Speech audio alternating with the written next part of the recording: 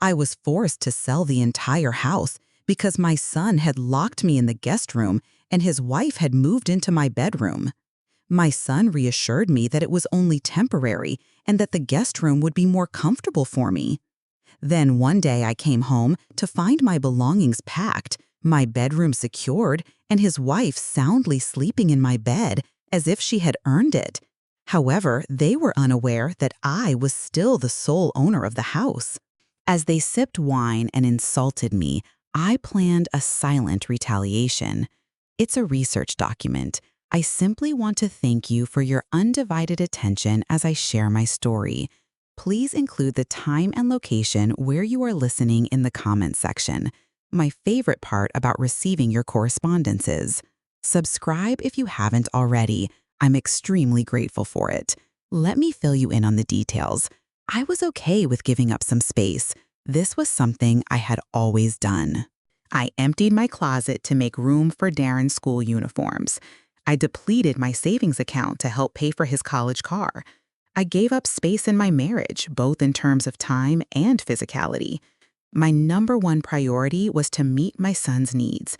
I had no reservations about agreeing to stay for a few weeks after Darren and Tanya got married. They certainly could relocate there. The house had enough space, 2 bathrooms and 3 bedrooms. My plan was to use my room as a bed, let them use the guest room, and eat together as we had in the past. However, Tanya had a different perspective. She pretended to help me from the beginning. She wore sunglasses inside the house and didn't even call me Mama D as Darren did every time, as if I were a renter in her apartment, just Lillian. On her first night there, she was very critical of the mattress in the guest room. She told me that it was too stiff. It's causing me back pain. Darren cast a glance at me across the table as we ate. It was obvious to me from the beginning. "Hello, Ma. How about Tanya and I borrow the master for the time being? You're not very tall anyway. You can do without that much space." I squinted. "Darren, your father and I spent 30 years sleeping in that room." "Ma, I'm aware. However, Tanya has her support. As I previously stated, she is 38 years old. It will not hurt her back." Tanya pouted as if she were a preteen. Darren gently caressed her shoulder. On that particular night, I decided to sleep in the master suite. It remained inside my chamber. The bed I sleep in, the things I remember. My belongings, however, had already been packed into boxes and arranged outside the door when I returned from the market the following afternoon. The door would not budge. I lay on the hallway rug, staring at a cardboard cutout of my own life. Darren emerged from the kitchen as if nothing had happened. Yes, indeed. "We rearranged some furniture to make space for you. We thought this would be the simplest solution. This guest room is available for you." Without inquiring. "Excuse me, ma'am, this isn't a major issue." After he turned around, Tanya stepped out proudly, wearing my satin robe. She wore a queen mug and had her hair styled with rollers. I noticed her sly grin. I spent the night in the guest room, on an inflexible bed. The closet door was jammed, and there was only one functioning outlet. The drafts made the room feel chilly. It hurt my knees. I stayed silent. Why? My mother has always told me that mothers are the strongest. However, stamina has a limited capacity. Tanya invited her friends over for brunch the next day. Nobody invited me. They were making fun of the fact that some retirees don't know when to back down. Later in the hallway closet, I discovered my wedding portrait face down. Among the paint cans was a shoebox with my husband's military medals. My photo albums were abandoned in favor of Tanya's skincare refrigerator. Darren made no eye contact. Sometime during the night, I overheard him whispering to her, "Rest assured, nobody speaks to her. She will find a way. Make the changes. I lived in this house. It wasn't just my money. With my back and a few prayers, I was able to build its framework. In 1989, when the roof leaked, I was up there with duct tape. I didn't turn on the heat that winter because Darren needed braces." The threat of foreclosure from the bank prompted me to take on a second job in the school cafeteria. Then I found myself being moved about like old furniture through my only offspring. Following that, things started to deteriorate significantly. The master bedroom door was secured with a new lock, not just a knob for turning. "Hello, beloved." I requested a code. Darren explained that it was just for privacy. "Boundaries are nothing new for you. How can I set limits at home?" "Excuse me, ma'am." "The house is still yours. We are simply building a future. Even I became a thing of the past." Their silent sighs, shrugs, and closed doors revealed their true emotions. On Sunday of that week, I attempted to prepare supper. Greens, cornbread, and fried chicken. Darren adores me. Tanya walked in halfway through and casually mentioned that they were ordering takeout that night. "All of this grease is making my stomach sick." Darren nodded in agreement and continued. They ate sushi in their master bedroom. I dined alone at the table I bought with my first tax refund. Not one favor. No, I am grateful. Absolute stillness. The kind of stillness that triggers your memory. Whose name is still on the deed, for example? I need to know which file cabinet holds Nina Reeves' business card. I've been providing legal services since 2005. I might be getting on in years, for example. I do have more work to do, however. I was thought to be too weak to defend myself. They took my exhaustion for weakness. They pushed me into the guest room and addressed me as ma'am, as if that would prevent me from taking what was rightfully mine. However, visitors eventually leave. I was simply going to demonstrate it to them. With the removal of my room, however, the house was still mine. Furthermore, I was prepared to sell it out from under them. I put the stovetop away. It was the first alteration. Darren did not notice it, not Tanya. She mentioned that I suppose retirement had finally set in. I stood 3 feet away and laughed as if nothing had happened. I smiled and allowed her to giggle. She should think I'd given up. No, I was not taking things easy. I was the spectator. My house was filled with their cacophony. Tanya often invited her sisters over on weekends. Darren made the living room couch available to their friends. My sink started to accumulate eyelashes. The kitchen table is covered in nail glue. My late husband's recliner arm was covered in a spilled foundation bottle. "Tell Tanya to be careful," I warned. "Don't sit there if it bothers you," she suggested. I cradled Darren in that chair during his nighttime asthma attacks. That one where his father would sing him lullabies before he went to bed, putting the birds outside to sleep. That evening, I cleaned it with a damp cloth. Unfortunately, the stain remained. This was my last attempt. There was more to the situation than just chaos. The way they moved around the house, as if they had built it themselves, was completely different. The most disturbing aspect was how they removed me from existence completely silently. Our dining room became the content corner for Tanya's YouTube channel. Create a ringing noise. The background color is white. A box behind it held my grandmother's lace doilies. She claimed that vintage content does not generate clicks. When I returned from the pharmacy one day, I noticed that all of my china was in boxes labeled donation. I stared at the boxes for a moment, trying to figure out what had happened. Then Tanya entered wearing one of my scarves and holding a half-empty glass of wine. "Do you like it?" she asked, raising her scarf. "I feel like an adult woman in it." "No," I replied. "It was as simple as taking a box and bringing it into my room. I am referring to the guest room. The one with the broken heater, the single dresser, and the missing closet rod." I leaned over the side of the bed and looked at the floral wallpaper, which I used to find repulsive. For the time being, it was my sole personal property in that residence. Later that night, I attempted to enter the master suite. My knees started hurting.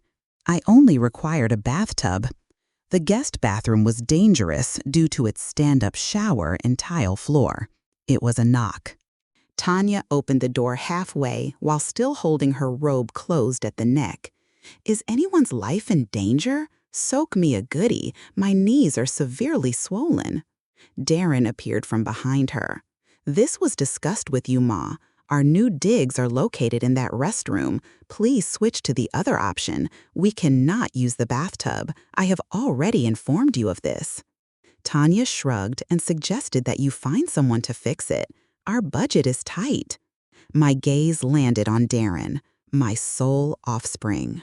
He failed miserably to meet my eyes. Doors were closed. For a while, I just stood there. No more knocking, not pleading. There she stayed, a forgotten ghost that no one bothered to bury. I called Nina the next day from the public library. She asked very few questions, had a quick listen. I jotted down important details. She informed me that she would start the paperwork for a partition sale and look into recent comparable sales in the area. I told her to be silent. Please wait to notify them until all necessary paperwork is signed. Her response was, I understand. Tuesday was the date. Tanya began discussing her plans to start a garden in the backyard by Friday. In her high heels, she walked through my yard, indicating where she intended to level it. There was talk that she would destroy the swing set. She expressed a desire for a hot tub. It makes no difference to me, she said, laughing. Charm them, we will. It looked like it belonged to her anyway. Nina called about a week later. A buyer had been found for her belongings, paid in full. There's nothing to worry about. The buyer prioritized clean paperwork and a quick sale over the current residence. I told her to go ahead. I put the buyer's offer, the signed agreement, and the deed in a manila envelope and photocopied them all. I tucked it beneath the bed in the guest room alongside my mother's ancient Bible. The one with the shattered spine and all of our family members' names scribbled in the margins? That's the good one. Throughout that week, I kept to myself. I finished watching. Darren had started referring to the master bedroom as our suite. Tanya posted an Instagram story with the caption, Home Sweet Home, #married life. They had no idea. I started packing quietly, just the essentials, a few clothes, my late husband's pocket watch, a few photo frames, my crochet needles. Tanya asked why I was cleaning. I'm making room, I said. It feels like things are shifting. She laughed and said, Good, because I want to turn that guest room into a nursery. That was the last straw. Not because they were thinking about a baby, but because she thought she could build a family in a house she stole from the woman who made it a home. I didn't flinch. Nina called the next day to confirm the closing date. End of the month, she said. I'll bring the papers. I asked her to have the sheriff deliver the notice. On a Sunday? Are you sure? She said. I want them dressed. I want her lashes on. I want him holding that damn mimosa when it hits. She said nothing for a moment. Then she said, It's done. I hung up the phone and sat on the edge of the bed. The guest bed, the cold bed, the one they thought they'd force me into. And I smiled, because they locked me in a room, but I still held the key. The morning the papers were signed, I wore white. Not for purity. Lord knows that was long gone between me and my son. I wore it because I wanted to look like peace, the kind of peace that unsettles people who know they did you wrong. Nina arrived right on time, like she always does. Her heels clicked across my porch and echoed down the hallway like Judgment Day. She had a folder under her arm, a smile on her lips, and a document that would finally turn the tide. Are you ready?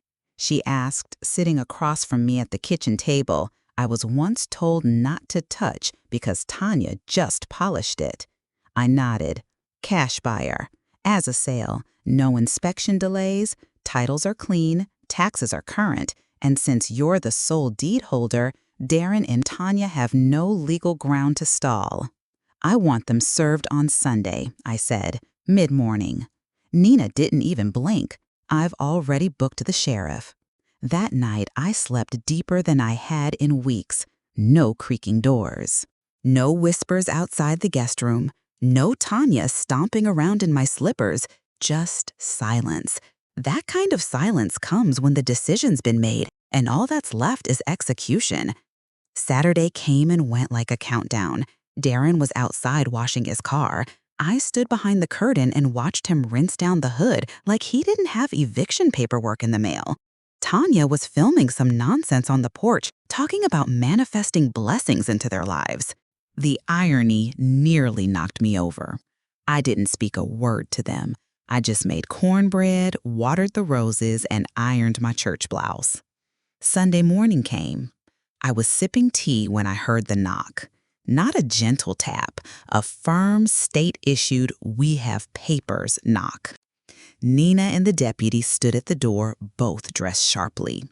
Darren opened it barefoot in sweatpants. His face dropped. Nina handed him the envelope and said, "This property has been legally sold. You have 30 days to vacate.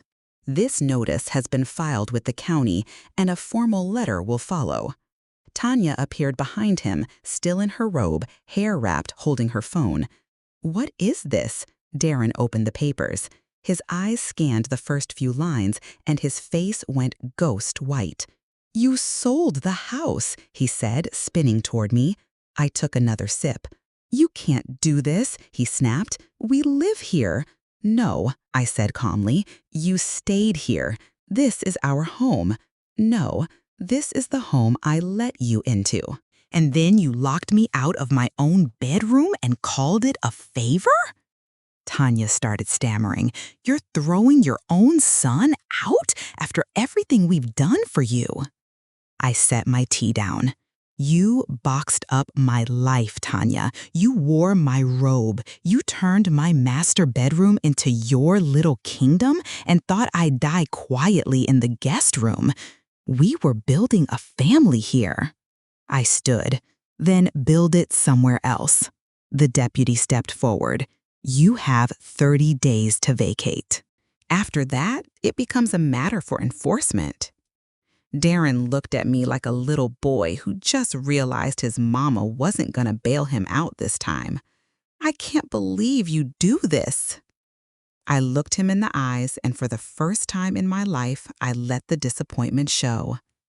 "I believed in you," I said. "That was my mistake." They didn't say much after that, just stood there frozen. The brunch guests arriving that morning didn't know whether to hug or run. Tanya slammed the door behind her. Darren followed. Nina and I stood on the lawn a minute longer, watching as the neighbors peeked out through curtains, pretending not to be listening. He turned to me. "Are you okay?" I nodded. "Better than I've been in years." We drove to the bank that afternoon and finalized the deposit. It was a large check, more than I expected, but I didn't smile at the number. The smile came when I handed Nina a folded piece of paper. "What's this?"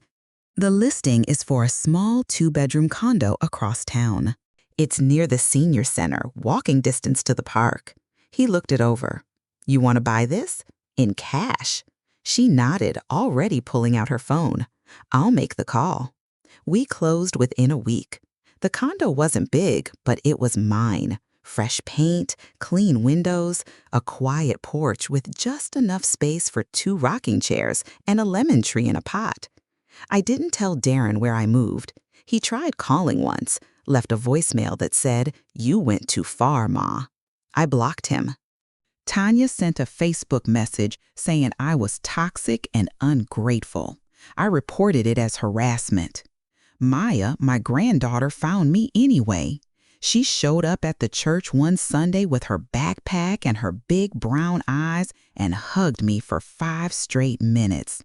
"Can I visit?" she asked. "Baby," I said, "you can stay as long as you want." We cooked greens that night and played old jazz on the stereo. She helped me arrange my photo albums and told me about school. I gave her a tea. That evening, I stood on my new porch, tea in hand, and watched the sun fall behind the hills. There was no ring light, no music, no stomping heels or slammed cabinet doors, just peace. The kind you pay for not with money, but with silence, restraint, and one well-timed signature. And it was worth every single ounce of betrayal. Because I didn't just sell the house, I sold the illusion that they ever controlled me. The thing about people like Darren and Tanya is they don't believe they can lose. Not really. They believe they're too clever, too charming, and too connected. They smile through disrespect and call it boundaries. They manipulate with soft voices and say they're just trying to help. But when consequences come, when someone finally outsmarts them, they fall apart like wet tissue. After they got served the eviction notice, the energy shifted. The house grew quiet. Tanya stopped blasting music in the living room. No more girls' nights. No more cocktail glasses lined up on my kitchen counter like trophies. Just tension, raw, bitter tension. They stopped speaking to me completely. Fine by me. I had already moved on in every way but physically.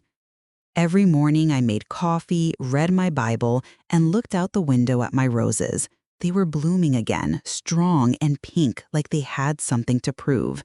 Tanya started pacing more. She spent most of her time on speakerphone with her sisters, calling me crazy, vindictive, and spiteful. I heard her crying through the walls once. She was in the master bedroom, my bedroom. She said, "I don't want to go back to renting. I told you we should have pushed her to sign the house over." Pushed me. That's all I was to them, an obstacle in the way of their fake luxury lifestyle. Darren tried to fight it, of course, sent Nina an email threatening to contest the sale. Nina replied with 3 words, "Too late, legally." He didn't try again. He sulked. He walked around like a ghost, probably realizing for the first time that he was just a guest in the house he tried to steal. I didn't feel bad, not after what they did, not after what they made me feel. The real turning point came 2 weeks before the deadline. Darren knocked on my door, my guest room door. I didn't answer right away. I wanted him to feel that. When I did open it, he looked rough. Eyes bloodshot, hair uncombed, voice hoarse. "Can we talk?" he said. After leaving the room, I closed the door and entered the hallway. "I didn't intend for it to escalate to this point," he told me. "It was clear that we needed more time to collect our thoughts. We assumed you would be able to understand. Darren, you confined me to the guest room with your hand. I've never locked you. You put a keypad on the door to my bedroom and pretended that I should be grateful for it." Sighing, he made a sound. "Instead of me, Tanya pushed it. My arms were folded. Additionally, you gave her permission to do so. Ma, it's all coming crashing down. You totally lost it when you realized this house belonged to someone else." He remained silent after that. He gave me an expressionless stare as if I were an alien. "Darren, I bid you farewell. You still have 2 weeks remaining." I shut the door. I cooked my final meal in that kitchen the night before I moved out. Sweet potatoes, cheesy macaroni, fried fish. I did it of my own volition. Because of the house, I did it. In memory of. For the younger me who fantasized about spending quiet nights in the kitchen alone with my food. Tanya stayed on the ground. While he was in the kitchen, Darren looked at the plate I had prepared for myself. "Are you really going to eat like that while we pack up our lives?" I confirmed. "The reason is that you didn't blink an eye when I uprooted my life a decade ago. You got up and left." A moving truck arrived around 9 a.m. the following morning. From my seat in the backyard, I watched as they loaded it. Silence engulfed me. Not even a wave. I just sat with my tea and clipped flowers. Around midday, they left. Avoid saying goodbye. I'm not sorry. I returned to the house for the last time the moment the truck left. Room after room echoed. The walls appeared bare, as if they had let go of stress, noise, and a sense of entitlement. I traced my fingers along the corridor. I used to measure Darren's height by placing my finger on the doorframe. I grazed the spot where my husband's chair had once been, stepped into the once cherished master bedroom, now empty, and stood motionless. Finally, the house seemed clean. Nina and I met in the title office the next day. She presented me with a fresh set of paperwork and the final check. She extended her congratulations. "You are no longer welcome." The two of us exchanged handshakes. No, I controlled my tears. I listened to vintage soul music as I drove to my new condo windows down. With my belongings in tow, I drove into a house with no history, only future potential. Maya stopped by later that night. The grocery bag nearly fell out of my grasp as she dashed over and hugged me tightly. She muttered something about how much she despised them. "No," I whispered softly. "Take note of what you do not want to become." We cooked the supper together. We danced around my tiny kitchen to the music on her phone as if we were two women who had just been through something terrible. After she left, I remained at the window gazing at the stars. All of the locks on my door were pre-selected by me. I was unable to access any spare bedrooms. There wasn't a single laugh that left me out. Peace had covered the cost of my room, allowing me to sleep in privacy. I slept like a new woman after regaining my identity.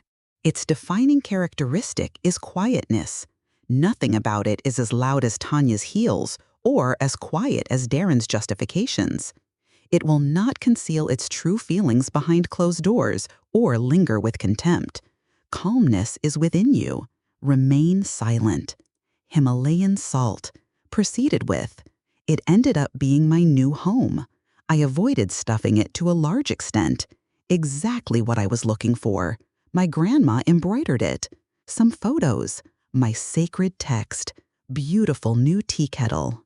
For the nightly ritual of burning lavender oil, I bought new bed sheets. It was a relief to finally have a place of my own, free from the constraints of accommodating others. I moved nimbly. A deep breath escaped me. My wounds have closed up. Maya began dropping by on weekends. Gradually, she improved in class, even her soul. Although she had always had a sharp mind, spending so much time with Tanya's snide remarks and Garen's quiet acceptance had dulled it. At this point, she spoke freely. Once more, he laughed. With her help, I planted a seedling on my cramped balcony. A small rose bush, cherry tomatoes, and mint were planted in a large clay pot. From what she could tell, it was a rose. "You are good at it," she asked. "Are you going to see them again one afternoon?" I understood what she meant. Tanya and Andre. I warned them not to come unless they were prepared to be completely open. She nodded in satisfaction. Relying on myself, I resumed my previous activities. Return to the worship service. I helped with community center activities on a weekly basis. I helped plan an estate planning workshop for women over the age of 60. There were far too many faces in that room that resembled mine. Women who had been abandoned, disregarded, and exploited by the society that had raised them. They remained silent throughout my speech. They nodded, acknowledging. Because they were aware. They were familiar with the feelings of depletion and thankfulness. They understood the message, "You should be lucky that we're even helping." They were familiar with the concept of giving up children who would later become strangers with common ancestors. "You gave me permission to protect what is rightfully mine," a woman told me as we embraced after my speech. It struck a chord. Because we have been taught to be humble for far too long, always giving and then pretending it's still love when there's nothing more to give. Love cloaked in politeness is nothing but manipulation. I did not receive a letter until a month after the sale. The address is missing. With suspicions rising, I cautiously opened it. Andre was the one who started it. A single page. His writing appears to be slightly unsteady. Please read. "My expectation is that you will not forgive me. Please accept my most sincere apologies. I lost sight of who I was as I became consumed by the need to prove something. Tanya and I broke up. She regrets some of the things she has said. I am fully aware that I have failed you. I fully understand that I caused you pain. Your absence is deeply felt. Hey there, Darren. Next to my charger was a drawer where I kept the folded letter. No, I controlled my tears. Neither did I smile. Even though they no longer bleed, some wounds continue to hurt when it gets cold. A week later, I received yet another package. Here's one from Nina. It included both the closing balance and the last copy of the sale paperwork. She had also inserted something else. A brochure promoting a women's housing fund is available at the community center. A sticky note was attached. This was inspired by you. I'm interested in assisting with its leadership. I lingered over the text for quite some time. All the women who are exactly like me came to mind. Women whose sons were seen as liabilities. The daughters-in-law of whom treated them as scenery. Women who were neither elderly, weak, nor resentful. Just let go. I intended to help. I contacted Nina and told her that I would match the first 5 contributions with the money I received from selling my house. She chuckled softly. Lillian, what you're building is far more than a garden at this point. So did I. Maya and I baked sweet potato pies that Sunday. There will be one each for us, the church's fundraiser, and the new neighbors whose home I sold. A young couple is expecting a child soon. I approached the front door and knocked. The wife greeted guests with a friendly grin and graciously opened the door. I assume you are Miss Mayfield. The agent mentioned you as the previous owner. I nodded and gave the signal. It is a pleasure to have you here. Keep in mind that the home has seen better days. Its walls, however, still contain love. She eagerly accepted the pies. I greatly appreciate it. Going away made my heart feel lighter. I turned my head away. As the sun dipped below the horizon that evening, I took a cup of tea and went out onto my balcony. The first bloom appeared on the rosebush. I reached out my hand and caressed the blossoms. Soft, resilient, into the ground, just like I am. After they left, it was nearly 4 months before I saw Darren again. He stayed silent. Then I stopped writing. As if nothing had happened, I just showed up unannounced at the church fish fry. My role at the dessert table was to help Maya serve peach cobbler slices. He caught her attention first. "Grandma," she whispered, her face turning white. I cast an upward glance. Yes, he was present. He seemed to be getting older. His shoulders bore the majority of the burden, not the years. Weary eyes betrayed him. Even though he dressed carelessly, his clothes were neat and wrinkle-free. Tanya was not present by his side. He is the only one in the cemetery holding a plate and a burdened heart. He continued to advance. "Listen," he instructed Ma, "can we have a conversation?" I dried my hands with a napkin and gestured toward the lot's edge where the oak tree stood. We proceeded cautiously. I stood tall despite the fact that my legs were no longer moving as they once did. According to him, I have considered everything. Regarding my actions, that is what I permitted her to do. The problem is that I don't know how to express my remorse in an appropriate manner. I told them not to try. He seemed taken aback. It was only me. I wished I could give Tanya her dream life. "You were too stubborn," she said. That command was essential. Anyway, I thought you'd appreciate it if I just took care of everything. Slowly, I blink. I commented on how well you handled the situation. You treated your mother like an object. He gasped for breath. Yeah, I was correct. I warned you that things would get worse. Nonetheless, I opted for silence. I decided to live in harmony. You've decided what to do. I made 9. He bowed, looking downward. I was evicted from my lovely home. I let her leave. I was devastated. "No," I replied. "Now I'm lost with you." He was just about to respond when I raised my hand. "Darren, you did more than hurt me. Then you erased me. You witnessed my deterioration in the house I had paid for. You locked me out of my own room." You did nothing while she made fun of me. You remained seated. And that is exactly what I asked of you. Get up. He started crying. My expectation is that you will not forgive me. Good, I said, water that is still. I have not arrived yet, which is why. We did nothing for what felt like an eternity. The church crowd sounds could be heard across the lot. Happy, laughing, music, plates clank. However, there were just the two of us here. Unchangeable decisions drove a wedge between a mother and son.